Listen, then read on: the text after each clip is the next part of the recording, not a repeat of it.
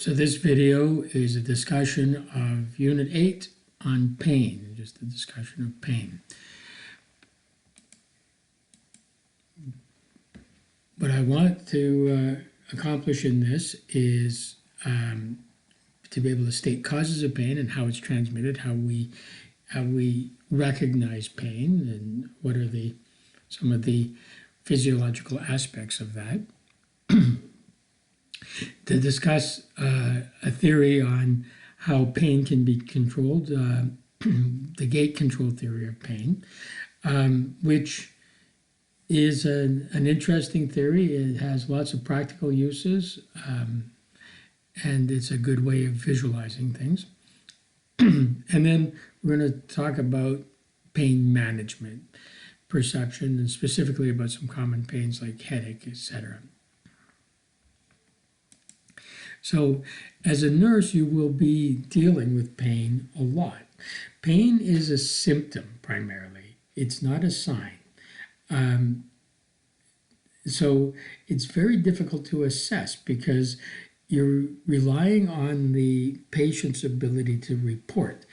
If it was a sign, there would be an objective measure. And unfortunately, it is not. It's a subjective perception. So there's been a lot of work done to try and make it a little bit more objective so that you can chart it and you can, that there are standards. So the decisions about pain management especially can be accomplished. And what we need is for one nurse to chart pain the same way as the nurse that takes over that care, whatever, on the next shift. There has to be a certain level of common ground. Because without that, we can't ensure effective pain relief measures. There's a problem in a lot of hospital settings where that one nurse might be very sensitive to a patient suffering and rate their pain charted as that the patient is experiencing a lot of pain, where the next nurse that comes in might be more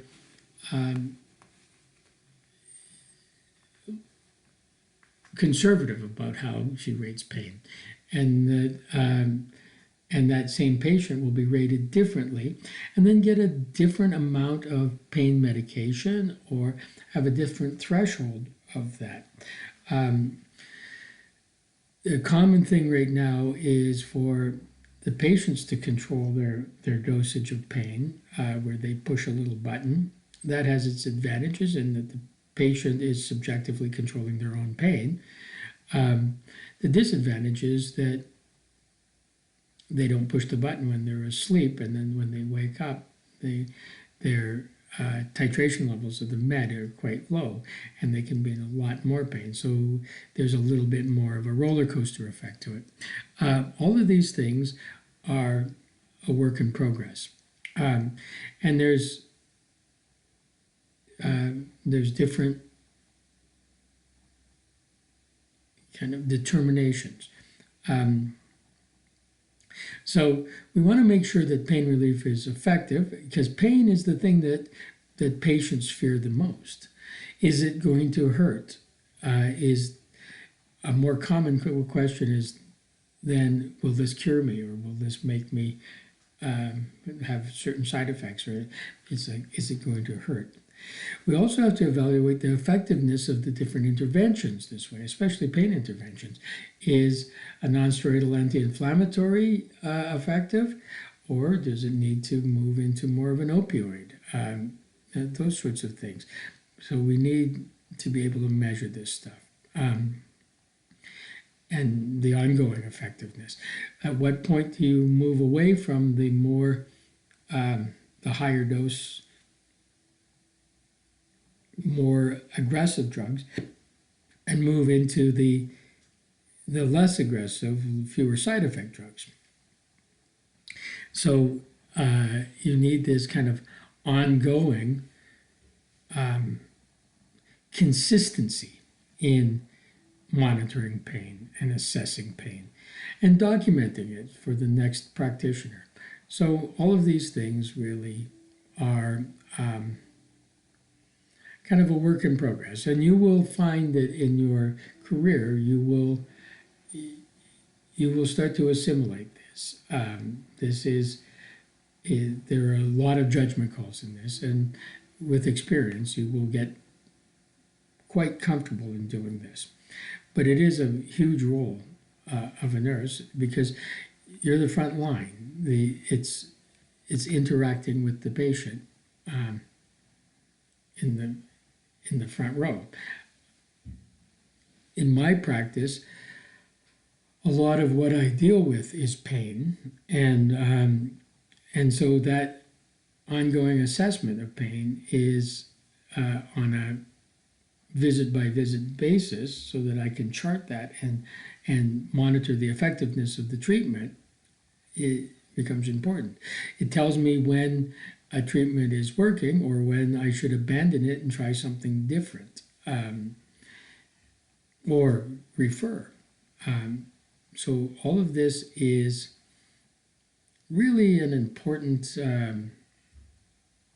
consideration and something to be always having in the back of your mind.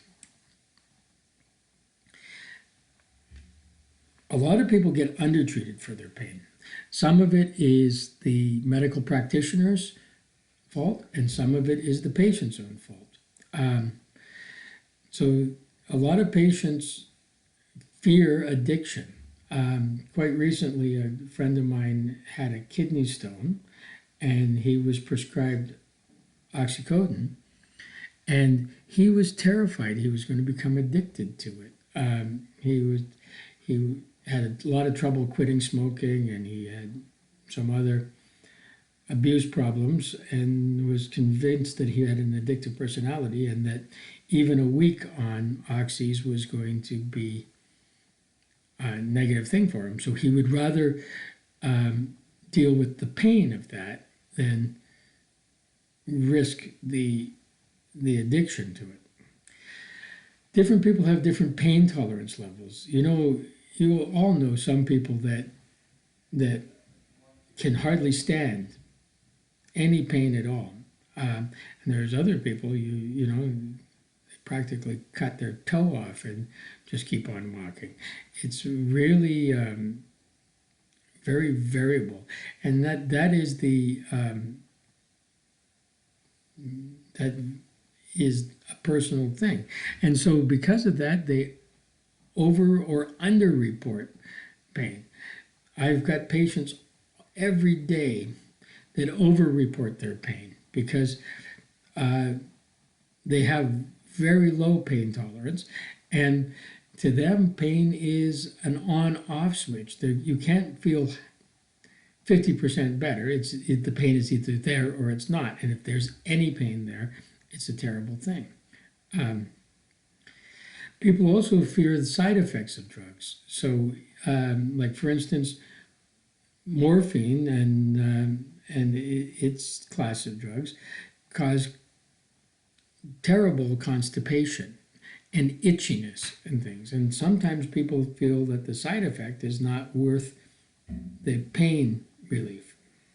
There's a belief that pain is inevitable. And so that increases people's tolerance, and they don't complain because they just think, oh, this is going to be terrible, this is going to hurt. And they don't even tell you because it's meeting their expectations, which is not necessarily a healthy thing.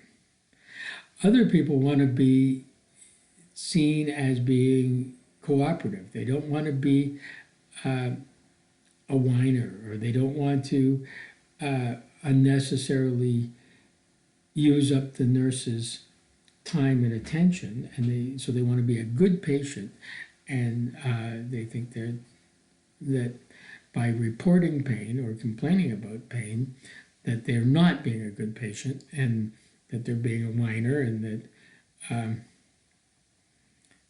that so therefore they underreport it. The same thing will go with practitioners. More of the prescribing practitioners, like the doctors, they tend to think, oh, this person is just here for the drugs, and so they underestimate the amount of pain that that person may be in. There's a big problem right now racially. The studies have shown that that especially these are all American studies that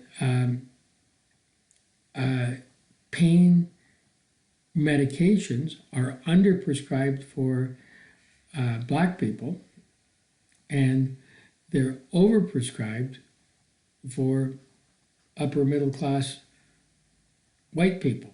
That it's somehow the perception is that black people can tolerate more pain, which is just patently ridiculous. But nevertheless, it's a systemic racist thing that goes on. I like to think that it happens less in Canada, but it's probably there. We probably have problems with our Aboriginal population and deciding that, oh, this person's really not in that much pain. They're just here to get the drugs, and so they tend to be underprescribed, and there are other people that are overprescribed.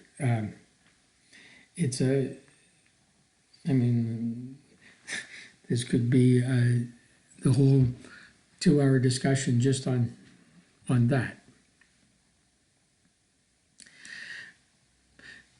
There's a whole bunch of dimensions of pain. And I think that sometimes pain tolerance is by weighting these different dimensions. There's the pain perception, the sensory part of the pain. You stub your toe, you perceive that it hurts. And that's got to do with the physiological, the transmission of the nociceptive stimuli. But really, the sensory pain perception is a signal, and it's a signal to the individual that whatever had just happened, you shouldn't let it happen again. So this is like when you burn yourself by touching a hot stove, you pull your hand away because now you perceived it as pain, and you're going to prevent further tissue damage because of this. So this is probably the important evolutionary advantage to pain and pain perception. There are stories of people that can't perceive pain, and they get terrible injuries because they don't avoid the stimuli or the activities that the rest of us avoid because they haven't learned that it causes damage. So they end up with broken bones, and they end up with terrible lesions because they don't adequately perceive the pain. Now, perception has to do with an interpretation of this stimulus has gotten to my cognitive part of my brain. Oh my God, that's pain. The physiological transmission of the stimuli is just what it is. So there are nerves that go to specific parts of your brain that are the pain nerves, and their job is to transmit these nociceptive stimuli, so that if you, step on a nail,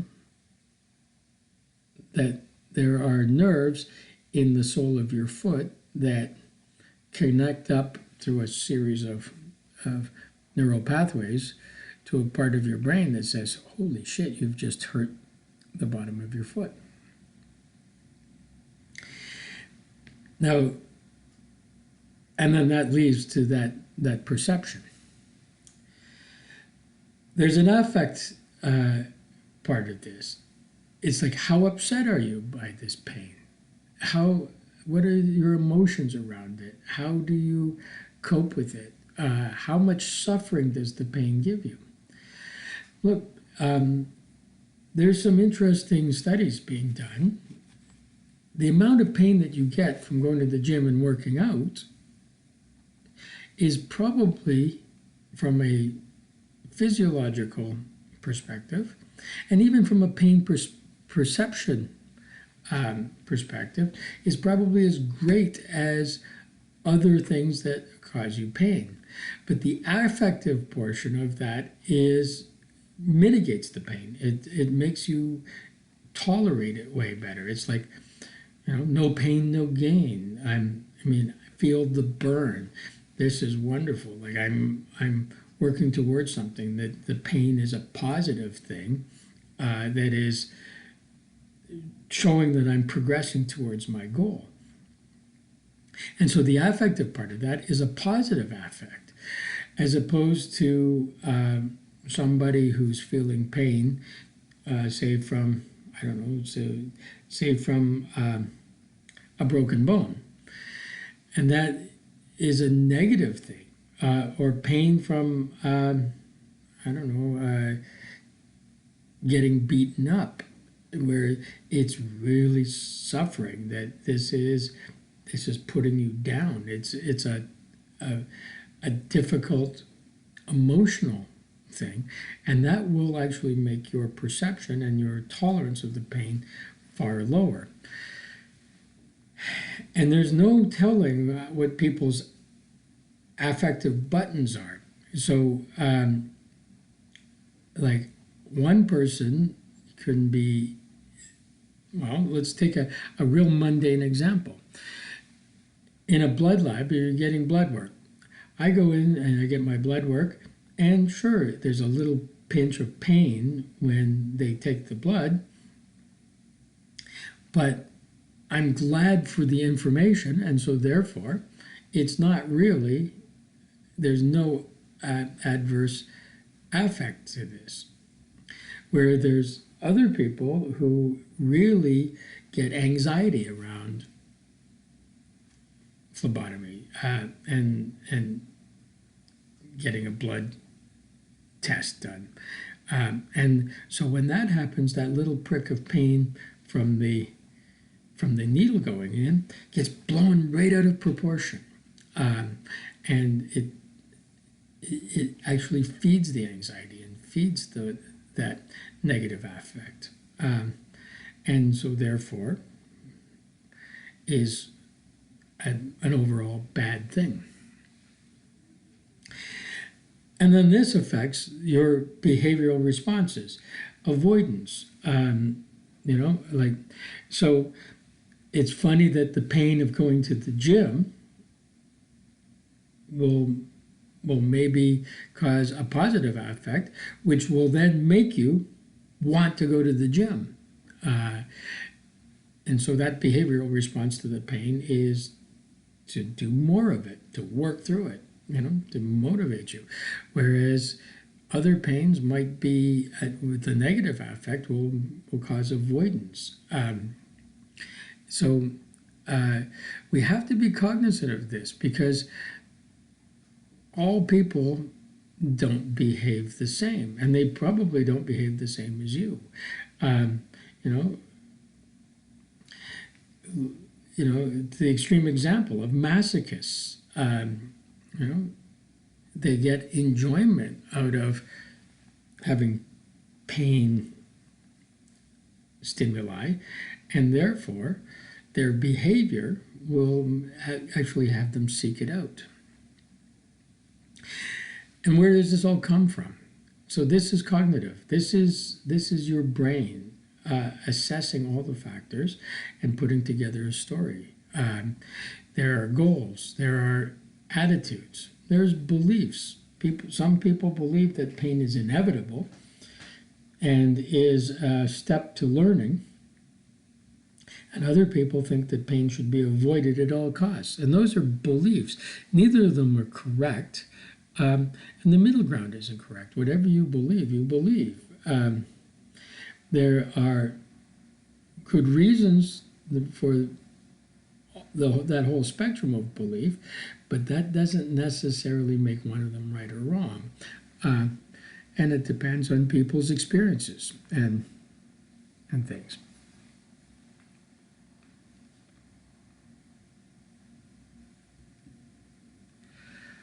Okay, so what are some of the causes of pain?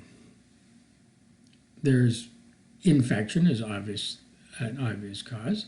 Infections may or may not cause pain. Inflammation, one of the cardinal signs of inflammation is pain. So inflammation normally causes pain. But whether, like how that's dealt with by the person is, again, brings us back to the slide before.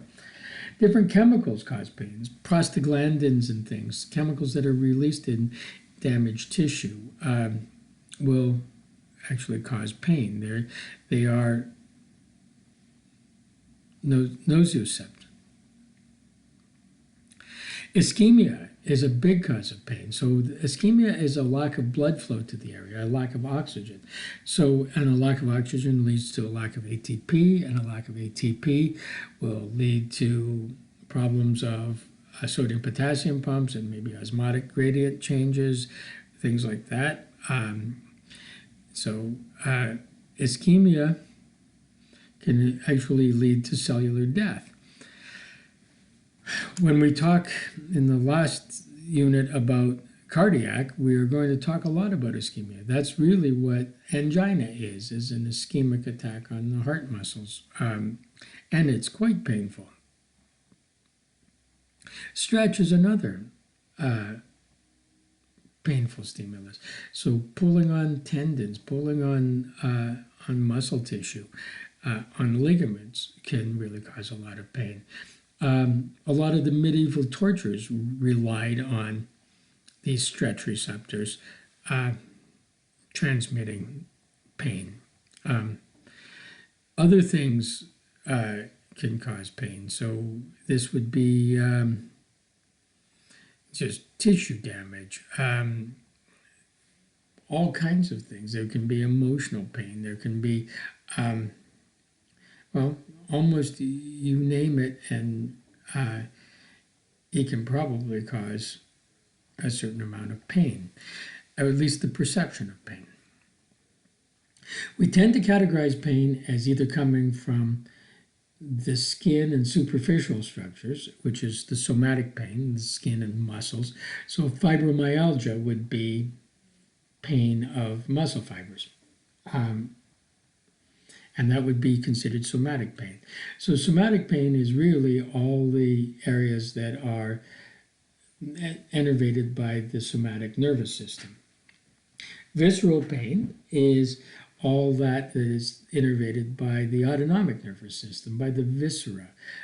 So the visceral pain would be from the organs. So angina coming from the heart would be a visceral pain. Colic and cramping in the intestines, visceral pain. A sprained ankle is somatic pain. A cut, a burn on the surface is somatic pain. Sometimes things are both. You get a terrible blow to the chest, and you might have a somatic pain from that, and visceral pain from damage to the underlying organs.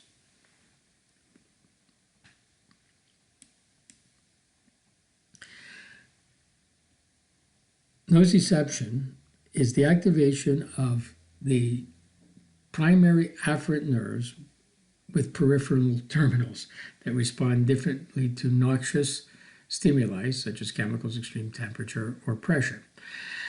That's a statement that sounds more formal than it really is. Really, what this is set off the nerves, and they go to the brain saying that Whatever has happened is a pain stimuli. So noxious, and you know it's not nauseous, but noxious, tissue damaging stimuli.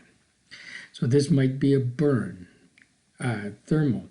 This might be the introduction of different chemicals. It could be extreme pressure, one way or the other, being pushed on, or a lack of pressure,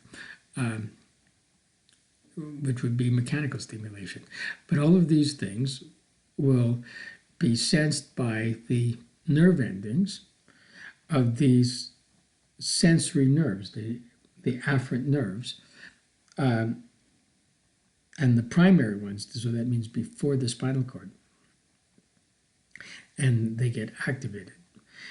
The receptors are usually these nerve endings, but they're anything that will respond to a painful stimuli. So you can do this. This is more for in-class stuff, and taking a few minutes, write about an injury that caused you pain. But really the point of this is to be talking about, and for you to be thinking about, whether the pain, whether you perceived it immediately, or did it come a little bit later? You've all had the experience of maybe cutting yourself, not realizing, and then coming to the realization maybe minutes later, and you don't even know how you did it, but it's painful once you kind of become aware of it. It might take some time. Other things are very quick. So there's different ways. Is the pain, the character of the pain, is it a burning pain? Is it an achy pain? Is it a pinching sort of feeling? Every day of my career, of the last, 35 years, I have been talking to people, trying to get them to qualify their pain, to use adjectives to tell me whether this is an aching pain, is it a sharp pain, is it a dull pain, things like that. Some people are very descriptive about it, and some people just say, well, I don't know, it hurts, just it hurts. And they're not very descriptive about it. I'll tell a story as an aside right now. I had this guy come and see me one time, and he was Paradise Riders. He was a biker. Paradise Riders are now part of the Hells Angels, and he was very high up in it. And he came in his full colors, like the full leathers, big beard and a long ponytail, and huge man, very tough. And I asked him what the pain he was feeling felt like, and he said, "It feels like I'm being stabbed with a dull knife." And I said, "Okay, so it's a kind of a stabbing feeling." And he said, "Yeah, a dull knife." And so I said, "Okay, I'll bite. A dull knife." And he said, "Yeah." He said, "When you get stuck with a knife that's sharp, it kind of burns as it goes in." He said, "But a dull knife kind of bruises as it goes in." And this has kind of got that puncturing, stabbing feeling with a bruising around it. So it's like a dull knife. And I said, "You're speaking from experience, aren't you?" He said, "Oh, hell, I've been stabbed a dozen times." Then he said, "And when you get shot, you first don't even believe it. You think that you've been hit with a hammer." And so I'll never forget that. So now every time somebody says they have stabbing pain, I think to myself, oh, a dull knife or a sharp knife?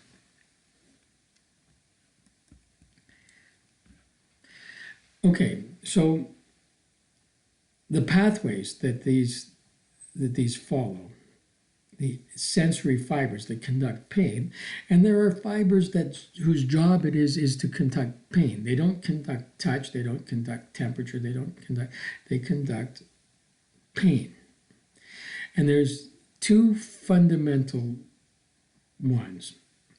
There's the delta fibers, the A delta fibers. These are large myelinated nerve fibers. They transmit really quickly because a large neuron, as you know, transmits quickly, and a myelinated neuron transmits very quickly. So these get to the brain quickly. They tend to conduct sharp, acute pain from the surfaces where the inside of the body meets the outside environment. So this would be like skin and the mucous membranes. These are fibers that act really quickly. So this is if you step on an attack, you withdraw your foot because you, even before you even realize that you've stepped on an attack and understood it, you've already had the pain perception. So sharp acute pain, very quick to come on, but fairly quick to go away. The C fibers are unmyelinated small diameter fibers, and they give that dull throbbing pain.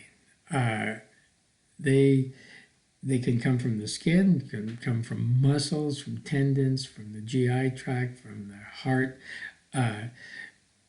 So the visceral pain tends to be these C fibers. Much slower in getting to the brain, much more difficult to get rid of, and the pain is a duller pain. So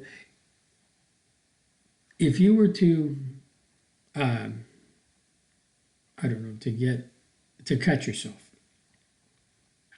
the first thing you feel is this sharp, acute pain. And then an hour later, there's no more sharp, acute pain, but there's an aching, throbbing pain in that wound, and that's from the C fibers. Now, these fibers follow a pattern, and they go to different parts of the spinal cord from different areas of the body. So we can actually map. These are called dermatomes. Now, here's a map of dermatomes and the spinal levels that are associated with them. We tend to not use this, like if you were to stub your big toe and you see that that's L4 here, the nerves go from the big toe all the way up and they enter the spinal cord at the level of the fourth lumbar vertebrae. Really, this is not that important a consideration if somebody has damaged their toe. But it really is a more important consideration if somebody has damaged their spine. So we use this map the other way around, so that if somebody's in a car accident and ends up with a whiplash with damage at C6, you will see that C6 does the thumb and maybe part of the index finger. And so if a person is complaining of this painful sensation down their arm into their thumb and index finger, we know that the spinal damage is at C6. If they if it's more the middle fingers, it's probably C7. If it's the pinky and the hypothenar side of the hand, it is probably more C8. And so we use this to map out how pain transmits through the body, where it actually enters the spinal cord, or what part of the body that each level of the spine controls. So oftentimes, for instance, if you have pain in the occipital region, it's probably of C2 origin, the second cervical vertebrae. So those pains in the back of your head, follow that.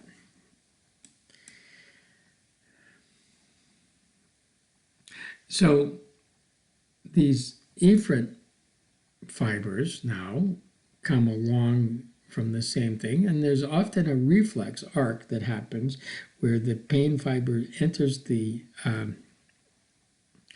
spinal cord, and an efferent fiber that leaves the spinal cord synapse with a synapse there, and they carry signals to contract skeletal muscles to react to the pain. Last semester, you probably talked about the withdrawal reflex and the crossed extensor reflex. The withdrawal reflex is an ipsilateral reflex, the same side, where you flex.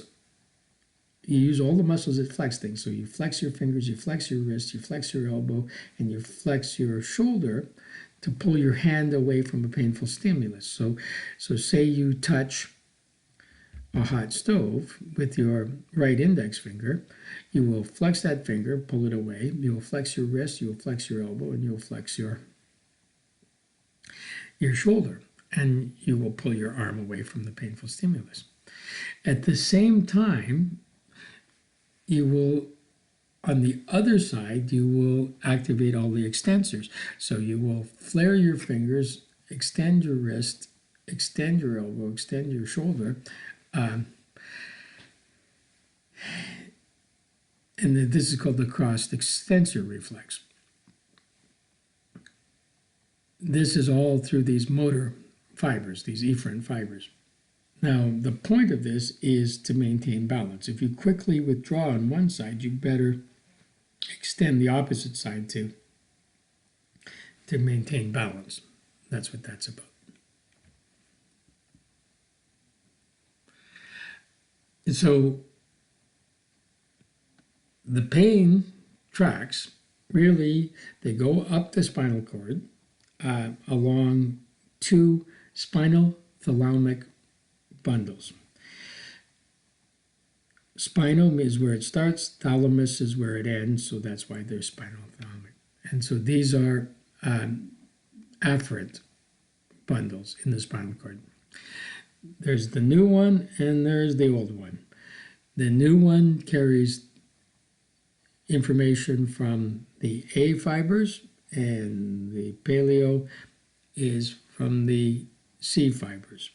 They think that lower on the evolutionary tree animals, so paleo, the old, all have this, and that somehow this is an acquired thing. I don't know about that, but we will just go with it. Now, these tracks connect to a portion of the brainstem called the reticular formation. And the reticular formation is to make you alert, to wake you up.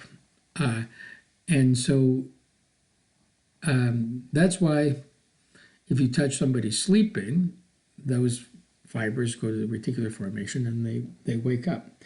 And then they go to the hypothalamus, the thalamus, and the cerebral cortex. Cerebral cortex is the thinking part. The hypothalamus and the thalamus are more about reacting.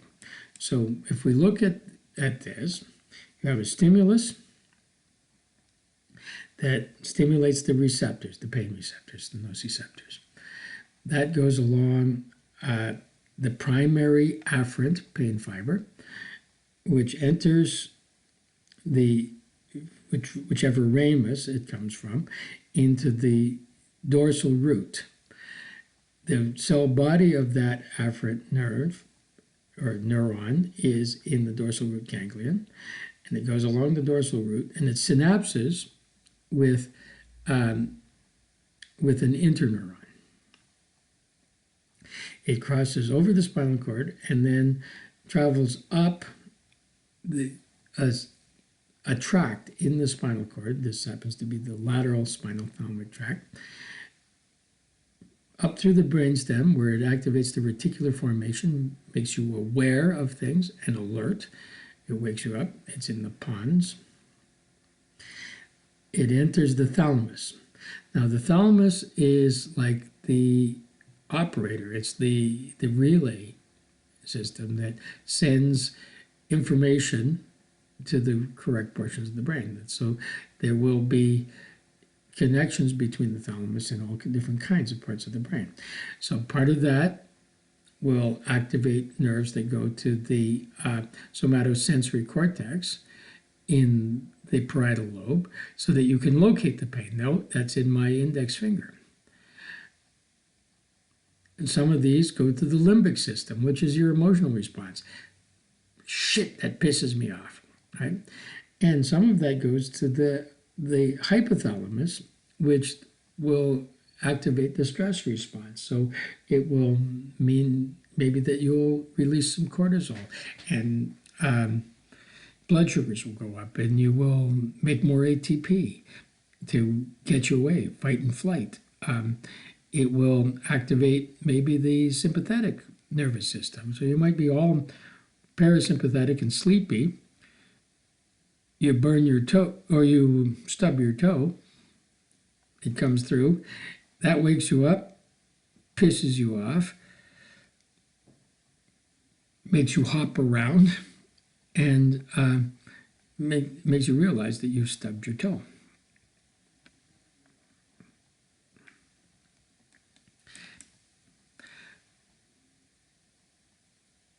So the gait control theory is, if you want to read about it, it's Melzack and Walls are the people that came up with this idea. And what they said is that there are gates that control the passage of pain signals from the body to the brain. And when the gates are closed, pain is limited. And when the gates are open, the pain signals go to the brain. And so that our sensation, our perception of pain, can be mitigated by closing these gates. And this is where, like for instance, ice will close the gates. Different pain medications work on these synapses and will close the gates. And therefore, the person will just not even perceive pain. And when those gates are open, they will perceive the pain. And so this is a very useful theory. It has very good practical applications, and it makes you realize the therapeutic benefit of doing different things to control pain. So this is what the open gate looks like. The painful stimulus affects the receptor. The receptor transmits along the primary neuron, whether that's a C or an A. That causes the release of substance P, which is a neurotransmitter. Substance P at the synapse then affects the spinal cord, the spinal thalamic pathways, and sets them off, which then affects the reticular formation in the brainstem, makes you aware of it, goes to the thalamus, where you perceive the pain and locate it in the primary somatosensory cortex. You have your limbic emotional response, you have all your other responses. And this is basically what we just said. So this is an open gate and you feel the pain. A closed gate is the release of these enkephalons. The painful stimulus is still there. The afferent fiber is still here, but the release of substance P is blocked by these enkephalons. And where did the enkephalons come from? Right?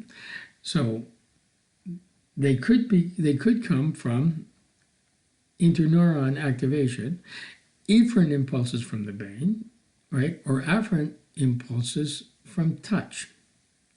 So this is, we'll do this. So the painful stimulus is here, the gate's open, you feel it. Your brain goes, all you've done is stub your toe. No damage. Stop warning me about this because I already am aware of this. And so your brain sends an efferent message that causes the release of enkephalons, which then blocks the pain stimulus and closes the gate. This is different. This is interesting here.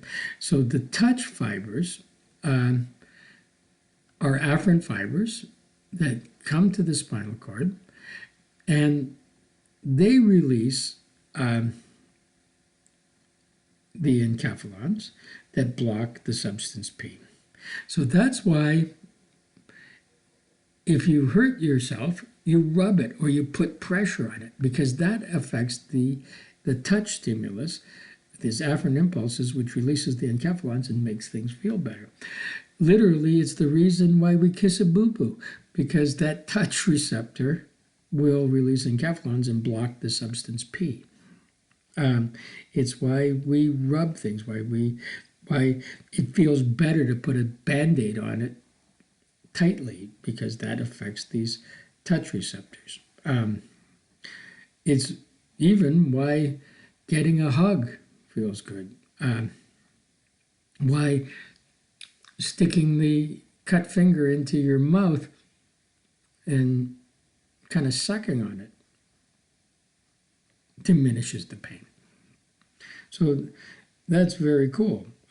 So that's why massage stops pain, because it causes the release of enkephalons.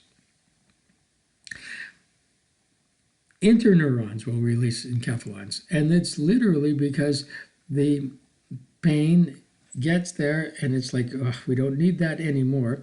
So the interneurons that take that will close that gate, and the gate is closed. The enkephalons stop the substance P. Substance P is not released. You can have receptors blocked by, and that will close the gate. So all of this can close the gate, and you will not feel the pain as much. So there's different chemicals can block or reduce pain. These are the enkephalons. We also can have endorphins. These are chemicals released by the brain, and they act on the morphine receptors. They're endogenous, they come from within you, and you really don't feel pain. There's the dynorphins and the beta lipotropins are involved, but really it's the enkephalons and the endorphins that we rely on. And they prevent pain signals from reaching the central nervous system. This painful stimulus may still be there, but you become less aware of it. So anything that blocks pain is an analgesic.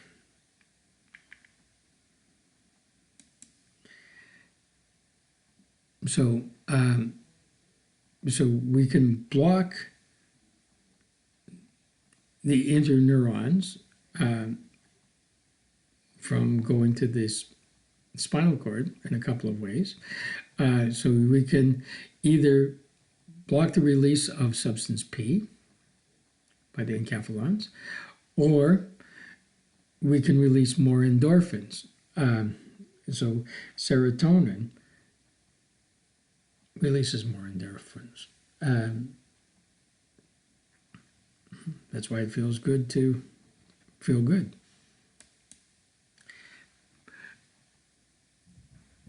Okay, there's a tendency to try and make pain assessment more objective. And there's a couple of different methods, and you're going to learn them in your assessments and your nursing skills courses. So I'm just going to mention them here. Probably the one that's used, well, I don't even know which one is used more anymore. The one that I learned was pain. pattern, area, intensity, and nature, so that you try and elicit through questioning, through a history, where do you feel the pain? Like, what's the area? How widespread is it? What's the pattern of the pain? Is it intermittent? Is it achy? Does it throb? So that's the nature of it. On a scale of 1 to 10, what's the intensity of it? Does it seem to spread over? So pattern, area, intensity, and nature are the questions that you try and elicit and that you take notes about, so that it gives us an understanding of the pain that the person is feeling, and that will guide treatment options. The OPQRSTU is interesting. So you ask about the onset. When did it start? Was it sudden or was it gradual? What provokes it? What makes it worse? What aggravates it? What's the quality of pain, which is kind of the nature of the pain? Is it a burning pain? Is it a tingly pain? Sharp pain? Is it like a dull knife? Etc. Does it radiate? How much of a region? On a scale of 1 to 10, what's the severity? How long does it last? What's the duration of it? Do you understand what's going on? Do you have an idea what's causing this? So this is the one that I use the most in my case histories. I actually have a case history form that really outlines all of these things, and I ask specific questions about how did it come on. I have a tick box, gradual or sudden. What provokes it? What's the quality of pain? And again, I have a whole bunch of adjectives and a tick box. The region, I have a little map, and I try and relate that to the dermatomes. I have a scale, 1 to 10. What's the severity of it? What's the duration? What do you think causes it? I also add what gives you relief, and that's part of the quality. It kind of goes with provokes and quality. Now, people's vocabulary is limited, especially if this is new. They may not understand, but they might just say, it just sore, it hurts. But they might be very eloquent about it and saying there's like a heaviness to this, and that it's like being stabbed with a dull knife.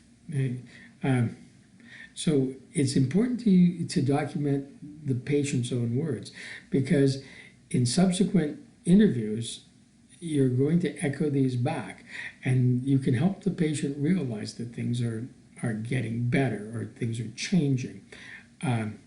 It also helps you identify when things are going worse. These are important parts of the assessment. It's important parts of the charting of this. Now, you're going to use whatever charting mechanisms are in vogue at your particular place of employment where you're seeing the patient, because you need to have kind of a consistency within a clinic or an environment or hospital, and everybody has to be kind of on the same page. But those are the two kind of main assessment systems. And it's really trying to quantify something that is not really a quantity. So you ask the patient, on a scale of 1 to 10, what is the pain? And they say a 6 or 6.5.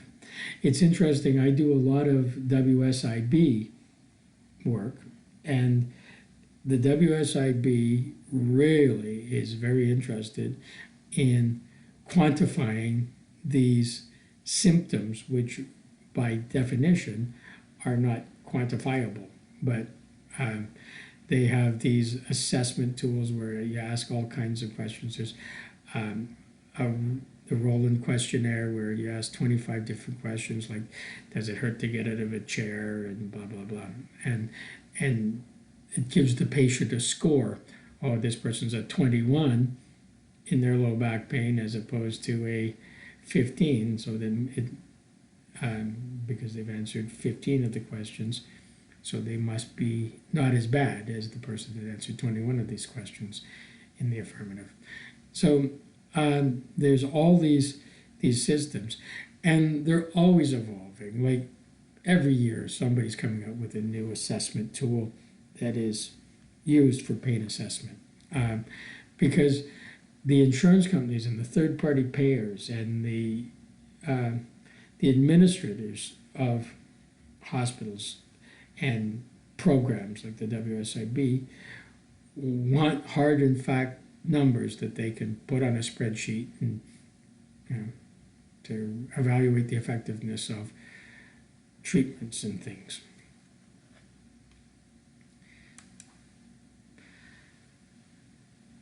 Okay, something that can be confusing about pain is this idea of referred pain. So pain is felt distance from the source. So typically the source is an organ or a muscle group, and the pain is felt someplace else. So patients with a myocardial infarction, a heart attack, feel pain in the left arm, not so much in the chest. And this happens because the nerves serve an area, and then that goes to the level of the spinal cord that maybe is the efferent fibers from that organ come through. And so the brain, there's overlap. The brain can't tell one from the other. So there's kind of really no pain receptors in your gallbladder per se, but there are afferent fibers, or efferent fibers, afferent fibers that are going to the brain saying that there's something wrong here.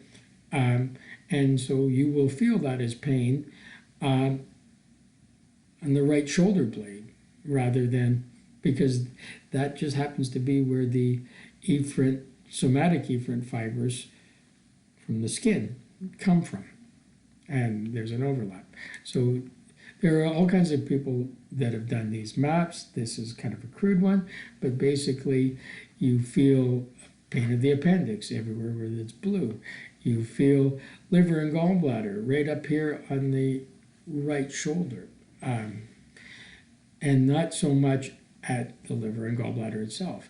Small intestine is kind of in the pit of your stomach. Your colon, which is probably over here, you feel it behind your belly button. That heart extends down, especially the C8 of the left arm. These are not hard and fast rules. Kidneys, you feel all the way down into your crotch and into your upper thighs. There's very widespread, very diffuse pain. And it's referral pain. And so this really is kind of looking at it. It's like, so the sensory fibers of the skin of the arm and the shoulder and the chest come in to a certain level. The sensory fibers from the heart come in at the same level, and when they synapse, the pathway to the brain is confused, and so even though there's nothing wrong with the left arm, that's where you perceive the pain to be.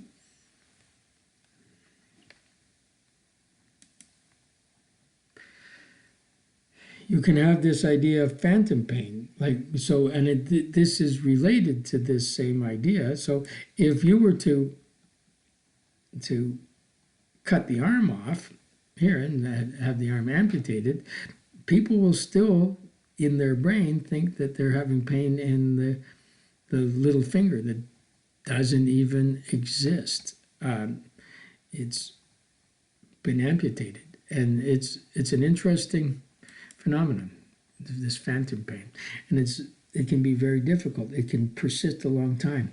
I have two different patients that have had leg amputations, and where a device, where a prosthetic limb, and one guy feels phantom pain every single day, and the other guy doesn't even know what I'm talking about when I ask him about it. So what the differences are, I have no idea. They both have had their prosthesis about the same amount of time, and I knew them both when they had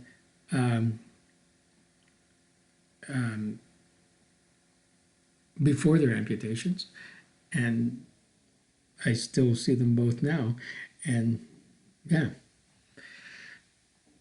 Pain tolerance is how much pain is there endured before the individual takes action. So a lot of it's dependent on the perception of pain. Some is influenced by learned behavior. Pain tolerance is reduced during anxiety or when you're sick or tired.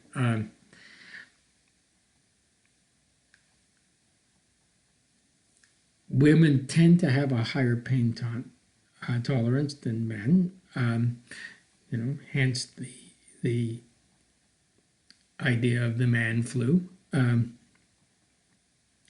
I think that men maybe have more of a pain tolerance for somatic pain and less for visceral pain, and women are the other way around.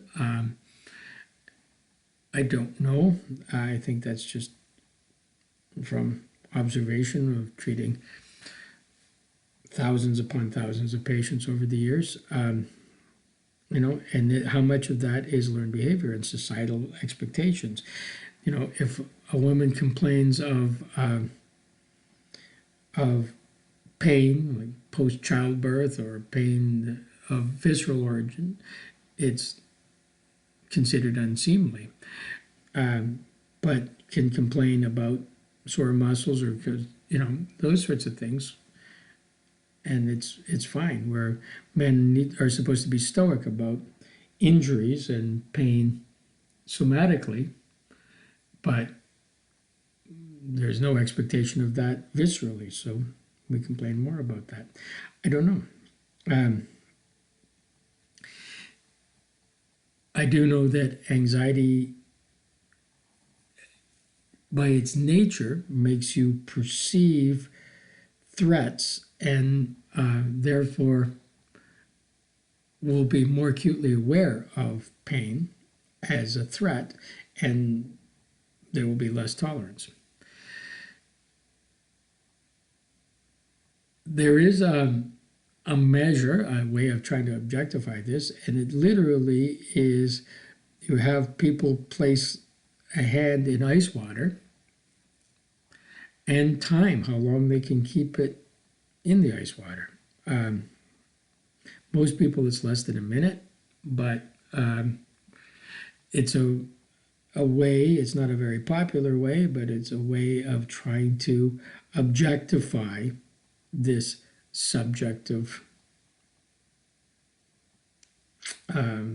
characteristic.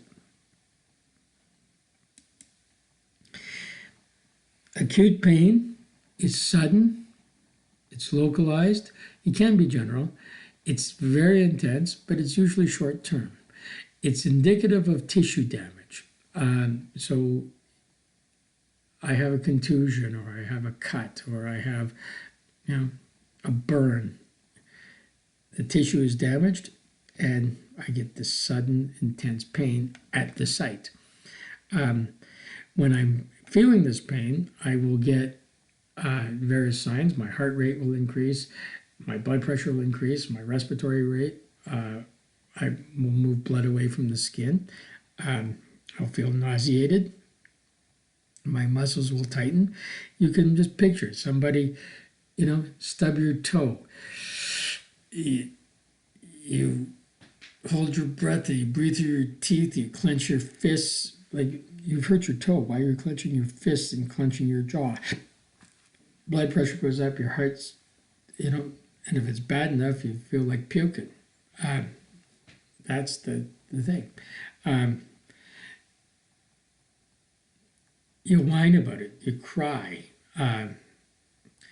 you have anxiety, you pace around. Very few people can stub a toe, have intense acute pain, and then just sit there. They tend to walk around. There's a restlessness. And by observing how a person reacts, you can really rate the intensity of the acute pain. Chronic pain, on the other hand, tends to be less localized, tends to be more general. It's dull, might ache or throb. There might be multiple causes, so there's tissue damage, and maybe there is vascular changes around the healing of that tissue damage. Because it's multiple causes, it's usually hard to manage. It's really not being carried by these A fibers, these myelinated large A fibers. So the enkephalons do less for it, so the gate stays somewhat open. It's going to impact your life. It'll make you depressed. It'll bring you down. Can interrupt sleep, which is bad on its own. So I think of this, I think of like things like fibromyalgia. These people don't sleep. They're often depressed. They don't get much accomplished. And the analgesics that work at first stop working. That's a big thing of chronic pain. So therefore, it's really hard to manage.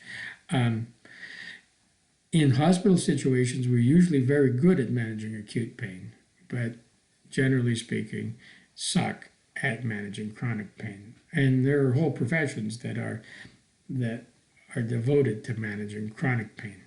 There are pain clinics that try and specialize in that.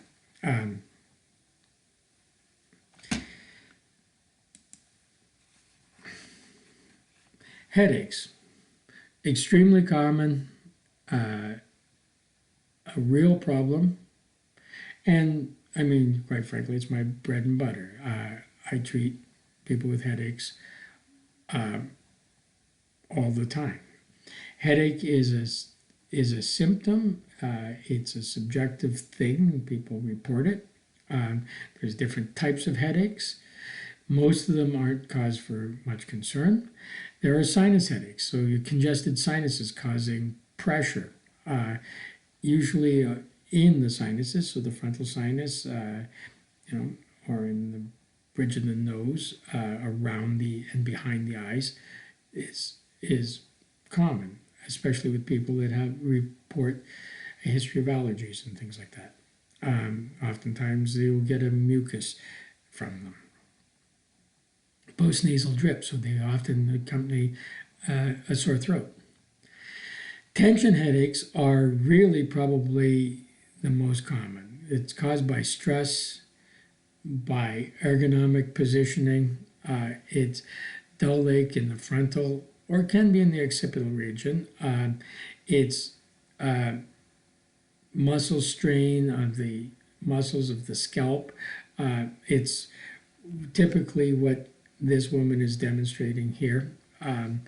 It feels better just to be rubbing your head and scalp, stretching things out, massaging the neck, things like that. TMJ is a specific type of pain, so temporal mandibular joint syndrome, and this is a misalignment of the joints in the jaws, or it could be chronic problems of that.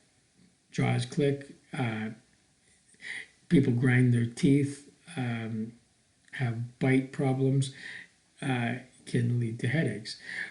Last year I had some dental work done and ended up with a bite misalignment, and I had a vicious headache for about a week until I went back to the dentist and he filed the the work that he did down just a hair, and that was enough. And so what I was getting was a Tmj misalignment because of the dental work. At first I thought it was from having my mouth open for that long, and then I realized it was because my bite was occluded. There was a problem with my bite. Migraines are a vascular problem. It's due to blood flow changes, and therefore metabolic changes in the brain. They tend to run in families. My entire family, all my first cousins and myself, suffer from classic migraine. Whatever it is, it's an overreaction of the blood vessels that feed the brain.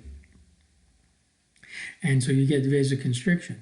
When you get vasoconstriction, you will often get this prodromal feeling. There's almost an ischemia to the brain. And so the visual cortex usually is impaired first, and you get this blurriness and funny vision. Auras around lights. And then what happens is, as the brain has a little bit of ischemia, then you release a whole bunch of vasodilators, and you end up opening up the floodgates, and the blood flows into the brain, and the brain literally swells and becomes too big for the skull, and you get this vicious pressure behind the eyes and in the temples, especially on one side. And then that will also push the brainstem down into the foramen magnum, and usually you end up with nausea along with it. So the most effective treatment for it is to realize when you're in that prodromal aura, and take, I personally find ibuprofen is my drug of choice. Just take an Advil while I'm in that prodromal thing, and that vasodilates just enough that I don't get into the full-blown migraine from there. It happens at times of stress. It might be food allergies. It could be atmospheric changes, all kinds of triggers to it. But it all ends up triggering this vasoconstriction. Intracranial headaches can be really important. These are the ones from bleeds, from hemorrhages, from either blood clots or bleeds at an aneurysm. Could be caused by tumors. It increases the pressure in the skull, and the brain literally becomes too big. There's usually neurological problems that are accompanied by it. You really don't want intracranial headache. This is post-concussive, can be intracranial, that kind of thing. So, how do we control? We want to remove the painful stimulus, and we want to use analgesics.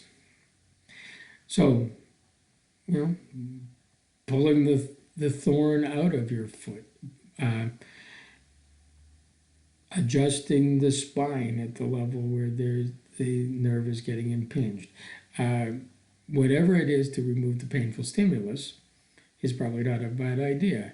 Remove the tumor. Put ice on the inflammation and get the swelling down. Things like that. Analgesics block the pain, right?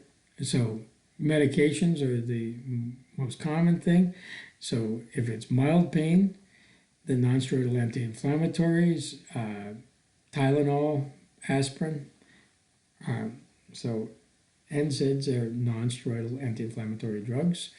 If it's moderate pain, we will we'll maybe use narcotics. So codeine is probably the most common one. The biggest problem with that is that It can slow down your breathing, so it can be dangerous with people with COPD and that kind of thing. And it can lead to a respiratory acidosis. That's something you have to be aware of. If you're giving people narcotic drugs, you have to watch their breathing and watch for a respiratory acidosis. Oxys, the Percocets, block the perception of pain.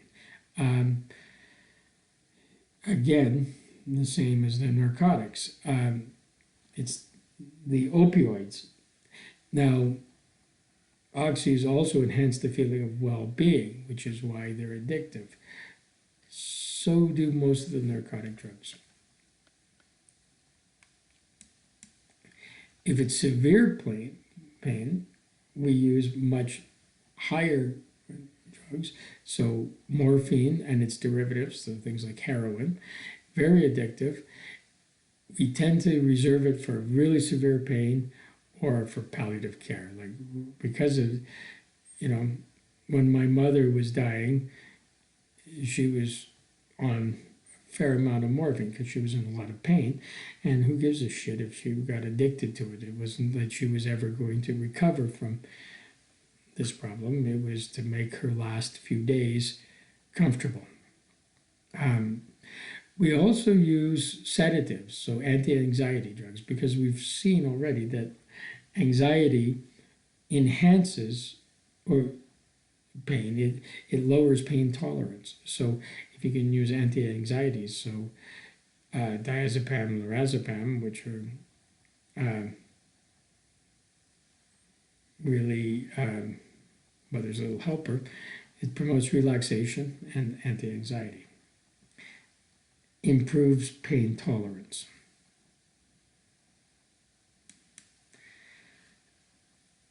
I'm not going to worry about this group activity again. This was for an in-class work group, but you can go through it, and if you want to, on your own, and just try and think this through.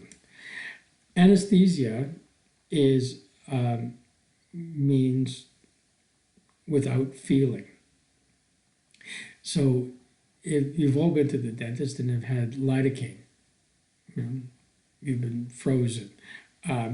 So it's injected and blocks pain at the skin and mucous membranes. So it actually blocks the pain stimuli from interacting with the nerve endings. I had a hernia repair done. I had surgery, and they went quite deep, and I was wide awake for it. I talked to the surgeons all through the procedure because they used lidocaine. You can give epidurals, which is a regional anesthetic method at the spine. So you block impulses at the spinal cord. So the local blocks the pain stimuli from interacting with the nerve. The spinal level prevents it from going up the spinal cord and getting to the brain. And so it prevents that transmission. And it blocks the stimulus from everywhere below the level of the blockage. So it's usually used, it's used a lot in childbirth, and that because it blocks everything below. General anesthesia is just knocking you out. Nitrous oxide is used by dentists a fair amount. Sodium pentothal causes a loss of consciousness, and that's used for a lot of surgeries. It's not so much used as pain management, but to prevent pain. All of these things are really to prevent pain during a procedure. So that's it for the presentation on pain.